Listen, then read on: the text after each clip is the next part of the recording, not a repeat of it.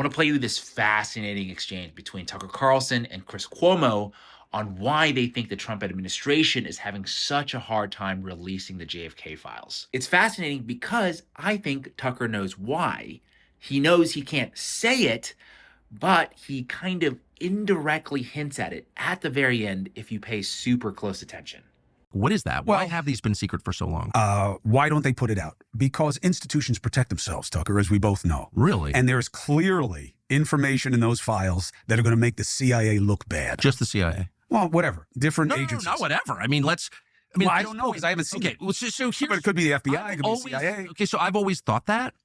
And then in January, there was a scramble over who's going to get what jobs in the new administration. And at one point, there was someone who was being discussed for a job in the intel world, and a member of the SSCI, the Senate Select Committee on Intelligence and Intel Committee, went to the people making the decision and said, you cannot hire this person because this person will be certain to push for the release of the JFK files. So this is in 2025, less than 2 months ago, and you have a sitting member of the United States Senate whose main goal is to keep those files secret. And then you have to ask yourself, why? Is that? Yeah. I mean, it doesn't actually make sense, the story. It doesn't make sense. And by the way, we have the file numbers of most of the files that have not been disclosed. So it's like Trump issues an executive order on January 23rd saying you're going to release this stuff.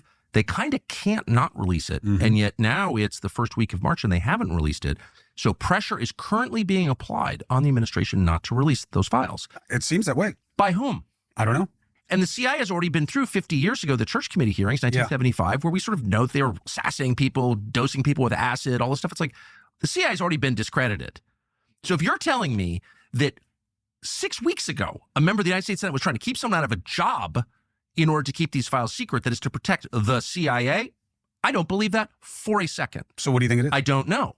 But this is, there's no one at the CIA who's involved. Then. Actually, who's involved in the Kennedy assassination. There's no one in America who's involved in the Kennedy assassination. That last part, did you catch it? He says that there's nobody alive in America who was involved in the JFK assassination thing, meaning that there is no domestic institution to protect. There is no individual here in America that they need to protect.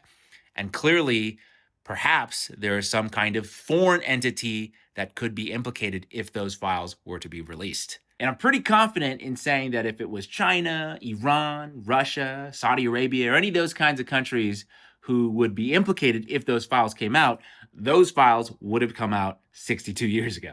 There's really only one country in the entire world that America will never point fingers at, no matter what they do. And for the record, I don't know which one.